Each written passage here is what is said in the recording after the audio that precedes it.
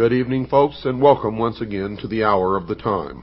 I'm your host, William Cooper. We continue where we left off last Friday night, February the 12th. And I want to quickly reiterate that what you're going to hear does not necessarily reflect my beliefs or my religion or the beliefs of the staff or management of WWCR Worldwide Christian Radio. What you are hearing, folks, is for the first time in history the public revelation of the origin, the history, the dogma, and the identity of those who operate in secret to bring about a worldwide totalitarian socialist government. They are known to Christians as Mystery Babylon. It is an ancient religion. Now get a pencil and paper ready, because if you did not tape last Friday night's broadcast, or if you did not hear it, you must order it. You must order it. You have to have this information. And if you have any possible way to tape tonight's broadcast, either tape it or order this tape. You can order studio quality tapes from us, and I will give you that information later in this broadcast. Make sure, as always, that you have pencil and paper or pen and paper by your side at all times. You will want to write down important portions of this broadcast, and you certainly will want to get our address and phone number and the price of the tapes.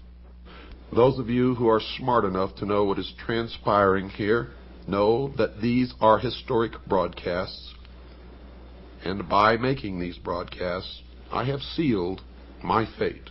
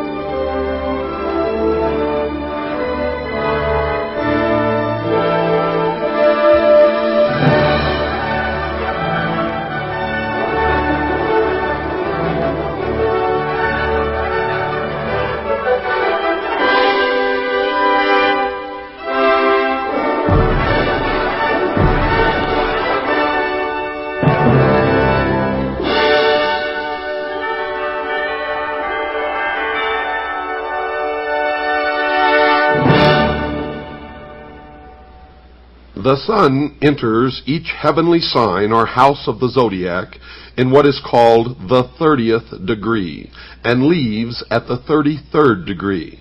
Thus God's Son is said by the ancients to begin his ministry at 30 and dies at 33. A Freemason is not told the truth of the object of his worship until he attains the 30th degree. And this is why the highest degree in Freemasonry is the 33rd degree, for no one can rise higher than the sun. When viewing the shimmering rays of sunlight on a body of water at dawn or sunset, one can still see today how God's Son walks on water. It was well understood by ancient man that our weather was caused and controlled by the sun.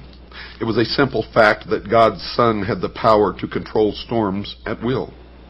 The ancient Egyptians taught that he did this as he rested in his heavenly boat while crossing the sky. Thus we read that God's Son quieted the tempest or great storm on the sea while in his boat. Which boat? The boat of Isis. Ra, the sun god, also known as Osiris, in the bark of millions of years in which he traversed the heavens, he wears on his head and accompanies a vast sun disk symbolizing his powers as Lord of the heavens. The boat formed of a serpent bears his eye, and the god is seated on a pedestal representing Mayet, the divine order. Folks, when we stop to realize that every single king, prince, lord, governor, dictator, despotic ruler, civil and social institution, national flag, coat of arms, educational institution, military medal, award, organizational insignia, medallion, badge, emblem, citation, trophy, banner, pendant, political standard, or ensign, agency of government or religion uses the sun as a primary symbol, then it can truly be said in the mystery school that God's Son is, quote, King of Kings and Lord of Lords, unquote. Here we note another cleverly disguised part of the whole, according to the mystery school, misunderstood and plagiarized story. For they believe that Christianity is a perversion of the mysteries, and that's why they hate Christians. In the ancient world, months were counted according to the phases of the moon. They were called the lunar months on the lunar calendar.